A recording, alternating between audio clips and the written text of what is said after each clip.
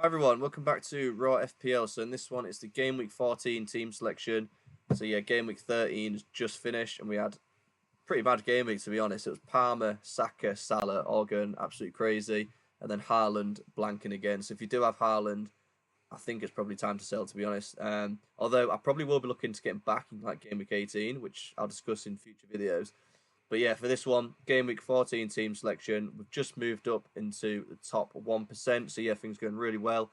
And it was a big score this game week. So yeah, pretty happy. If you do like this one, please do drop a like and please hit subscribe if you're new. And let's jump into it. So before we look at Game Week 14 then, let's quickly take a look at Game Week 13, which as I said is literally just finished. And yeah, as you can see there, really good week, 101 points. And yeah, it's moved me up to 126,000 in the world. So yeah, just outside top 1%, and yeah, looking really good. 101 points. Sanchez with a clean sheet, and to be fair, I do have Colwell on the bench as well, 6 points. But yeah, I mean it's 101 points, I can't complain. But it was a bit unlucky really because Hall conceded in like the 95th minute, so that was that clean sheet just at the end. Mazraoui got subbed off in the 56th minute or something, so that would have been another clean sheet. So them two, that could have been another another 4 for Hall, and then it would be like another 5 for Mazraoui as well. So that would have been like another 9 points. So that's quite unlucky. And then Gabriel, he went off as well. What time did I think he went off? Yeah, half time, 45 minutes. That would have been another point. And then yeah, so Gabriel obviously got the goal, got the assist, and then Saka, yeah, he's just went on an absolute mad one. 18 points, 3 assists, obviously the goal, and he got the 3 bonus as well. So yeah, if you went for captain Saka, fair play, absolutely smashing it. The midfield, all of them did really well, as you can see. Look, Fernandes. So we did speak about Fernandes in the last video. He got the two assists, a clean sheet, and then yeah, he got the obviously played only 65 minutes, but that is with the midweek fixtures this week, so bear it in mind. So Fernandes, he played in a number 10, well, one of the number 10 positions just behind the striker.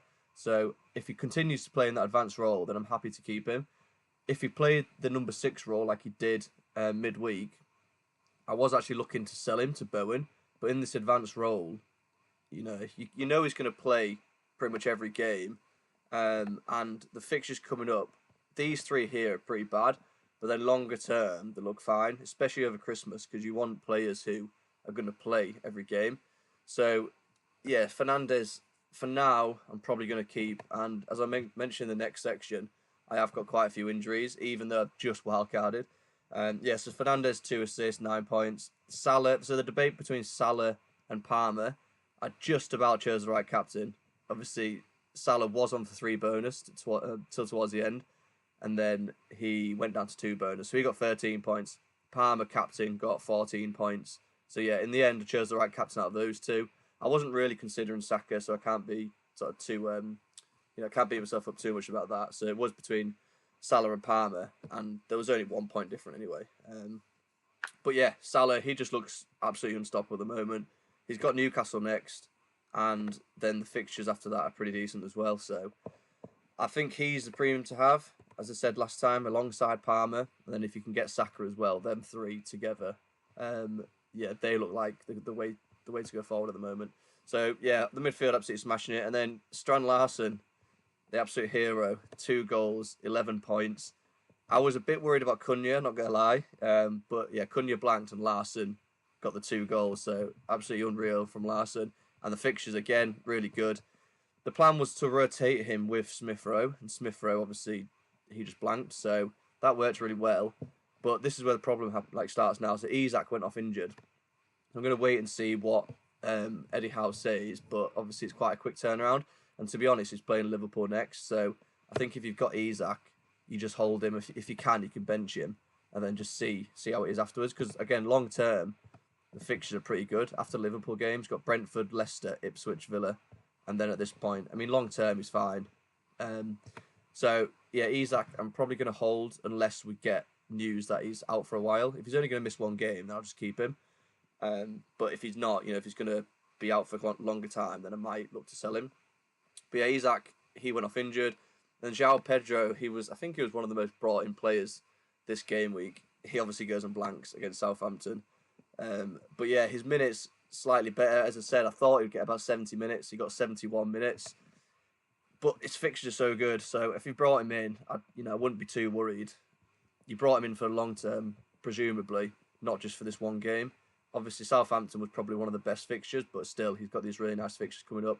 He's on penalties, and he's still coming back from fitness. So, yeah, I think if you've got him, just hold him. And, yeah, I wouldn't be too worried about him. And then Fabianski, -1. Obviously, he got battered by Arsenal, but he's the cheapest playing goalkeeper, so he's fine to be on the bench. Smith Rowe blanks. Colwill, he got the clean sheet. I wasn't really going to play him, to be honest, in front of Mazraoui and Hall. And Mazraoui and Hall, as I said, they were so close to getting a clean sheet. So I can't be sort of too disheartened by that. And then this is where the problem is Konate. I don't know.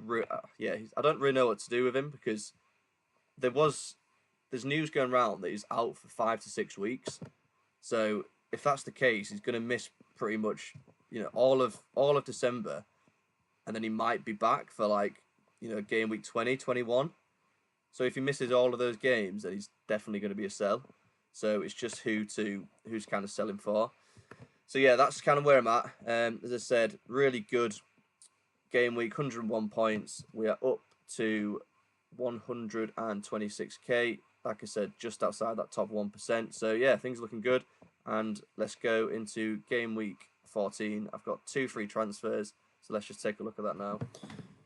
So looking ahead to game week 14 then, and yeah, there's a few problems cropping up, which, as I said, I've only just wildcard, and yeah, I've got so many injuries already. I've got Gabriel who's flagged, I've got Isak who's flagged, I've got Konate who's flagged. So I'm glad I went for the big bench option, to be honest, because if I didn't, I'd be a bit screwed. So I've got Sanchez, Southampton away, happy to play him. He doubles up with Colwill. I think that's probably the best kind of fixture for a clean sheet. So Chelsea, double up defence there. Gabriel, he went off with a bit of a knock, didn't he? But I'm hoping he'll be fine. I wouldn't really sort of panic with him. I'll just wait and see if we get any news. But I'd probably play him if you've got him. I definitely wouldn't be selling him. And then Mazraoui, Arsenal away, which is not the best fixture. I've also got Lewis Hall on the bench, Liverpool at home. So they're probably the 2 worst fixtures to play right now. So I could either roll and just play Mazraoui and kind of hope for the best, or I could move Konate on, because Konate, there's news going around that he's out for 5 to 6 weeks. So if he's out, he's gonna miss probably about up to game week 2021 for 5 to 6 weeks. So obviously at that point it becomes a sell. So if I did do that, I'd probably sell him for. I could either risk it and go Gomez, but then as soon as he's back, he's gonna lose his spot again. So I could do that, but I do expect Newcastle to score, to be honest. So I could also go with Van Heck. Again, his fixtures are fairly decent: Fulham, Leicester, Palace, West Ham, Brentford. The only problem with that is that if I get Van Heck, I'll be playing Smith Rowe against Van Heck, so it kind of minimises the amount of points you can get. And then I look at the other fixtures, and I just don't really see the clean sheets. Villa maybe against Brentford, but Brentford attack pretty well. Southampton against Chelsea, obviously I've got double defence already. Palace, I don't think they're going to keep many clean sheets. Yeah, I just don't really see many clean sheets this game week, so I'm kind of like, I might just save the transfer, play Mazraoui, and hope for the best. And then next week I'll have 3 free transfers and kind of just see what happens then. So I might do that, or as I said, it might just be Van Heck in. So then if Van Heck comes in, then I'll play Van Heck there, Fulham away. And I could obviously play Isak and just hope he plays. In which case it'll look like that. So yeah, it's a bit up in the air at the moment. We'll have to wait and see if we get any news on Isak. If he's fit to play, I probably will just do that and just hope that he starts and hope that he sort of does well against Liverpool. So it's between that, so Isak up top, or Smith Rowe against Brighton. So I don't know. I'll put in my socials what I do and I'll comment what I do. But at the moment, the current plan is to bring Van Heck in, and it's quite tight between Smith Rowe and Isak. But yeah, that's kind of what I'm thinking at the moment. Van Hecken. So it'll be back line, Colwill, Van Heck, Gabriel. Saka, he's not going anywhere. Fernandes, as I've said, because he's playing this advanced role, I'm more inclined to keep him because we know he's going to play. He's on penalties, and obviously past these and to be honest, Man City away, it's not even a bad fixture at this point. So Forest, that's fine. Man City, and then the fixtures are okay longer term. So yeah, I'm inclined to keep him. If it was to kind of get news that he's starting more defensive role, the plan I was going to do was get Bowen in because Bowen's got really good fixtures.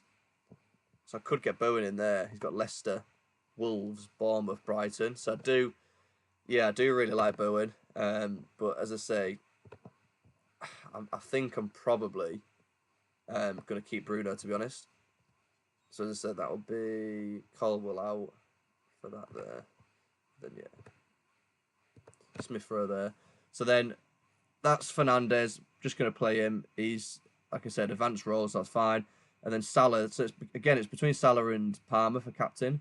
I think I'm going to go Palmer again because I'm just going to play the fixture. Both of them are on fire at the moment, and Southampton they're just not defending well at all. So I think it's on Palmer. Salah's definitely a good option. So if you've got a feeling between one of those two, I think both of them will do well. But for me, Palmer, I'm just going to play the fixture and kind of hope for the best. If it was Newcastle at home, I'd probably go for Salah. But, you know, away to Newcastle, it's never like an easy game. So, yeah, for me, Palmer gets the armband. Salah's got the vice. And then Smith Rowe against Brighton, which, as I said, if I do make the Van Heck move, isn't ideal. But it's just 1 week, so I'm just going to have to hope for the best. And then up top, Strand Larson against Everton. You know, he's just got a brace. He looks good, and Everton look pretty poor. So I'm happy to play him. And then João Pedro, Fulham away. And to be honest, I'm not really worried about him. He's bringing his fitness back up as well, and he's on penalties. So yeah, I think if you've got him, just obviously play him. And then it's just whether or not I bench Isak or bring him on. And if I do bring him on, it'll be for Smith Rowe probably. So yeah, that is the plan at the moment. So probably it's between rolling and just kind of hoping for the best player, Mazraoui, or I get Van Heck for Konate. It's 50-50 at the moment. I really don't know. And then, as I said, Isak. So if I do bring Van Heck in, so it'll be Mazraoui out, Van Heck in. I'd probably look to play Isak if he's fit, because then it's, you know, doesn't really limit my number of points. But then Smith Rowe's on the bench against Brighton. I don't know, it's hard. But yeah, anyway, let me know what you think. At the moment, I'm probably leaning towards just rolling, to be honest. And roll in, play Mazraoui, and then just hoping for the best. And then just going like that, 3-5-2. But yeah, let me know what you think. If you do have any questions, put them in the comments. I'll catch you again after the deadline. As I said, I'll put what I actually decide to do in the comments and on my socials as well. So yeah, best of luck everyone. And if you did like this one, please do drop a like and please hit subscribe if you're new. And I'll catch you again later on. Cheers.